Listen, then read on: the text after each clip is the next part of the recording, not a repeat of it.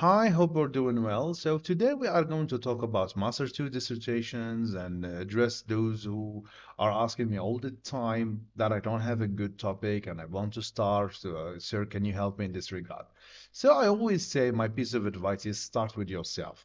We all have problems, and as a student, a Master 2 student, you've been in university like for so many years, you must have some problems. You should start with this problem. If you don't have problem, which is weird, maybe your classmates, maybe the university in general.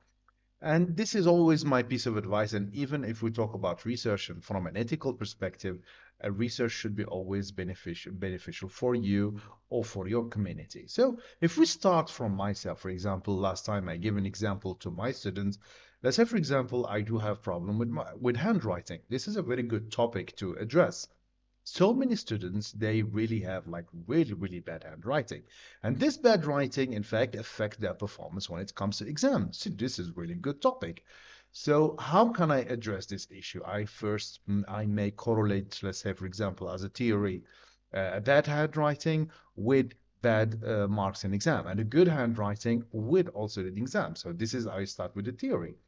Then the first thing I'm going to say, what has to do handwriting to do with exam, and we can talk about confidence, etc. So we even you are going to deal from the perspective of psychology, because you know that how you feel is going to be reflected on the writing style. Sometimes you even say the identity of the person is also can be found or can be detected in the writing style.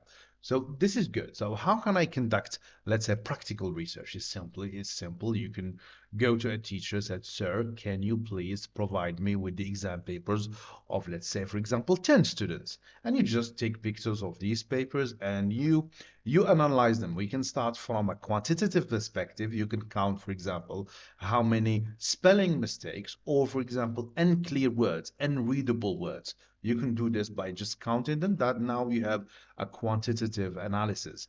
You can do also qualitative analysis, and it's going to be so good. For example, if you take these pieces of writing and you present them to a psychologist, someone who is expert in this field, sir, can you investigate this or can you have a look at this? So we would do some kind of triangulation in this regard. So we will start with quantitative analysis and also we would have qualitative analysis. So this can be a good topic. Okay, this is just one example. I can go, for example, topics today that we know so many university students, they have problem when it comes to employment. So I would talk about this. Let's say, for example, I'm going to correlate employment and correlate it with, for example, with students' motivation.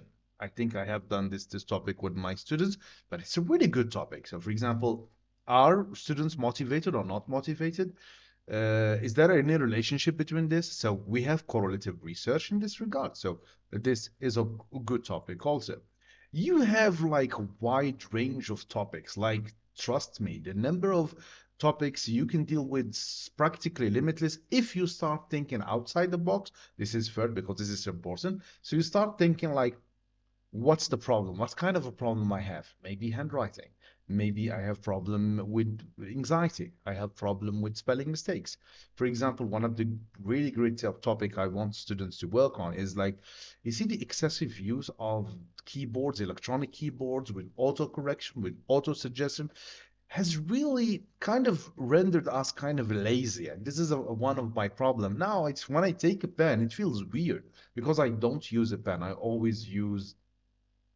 always use, for example, computers, keyboards, PC, sometimes even now dictating. So I don't need even like to know the correct spelling. And this, in fact, has really affected my spelling skills. So you could conduct an experiment, you bring some students, and for example, you provide them with pen and paper, and then you provide them like with computers, with auto spelling, autocorrect, and you do kind of comparison. And trust me, such an experiment would be amazing. It will be quantitative, and also you will have qualitative research in this regard, and that will be a very good topic.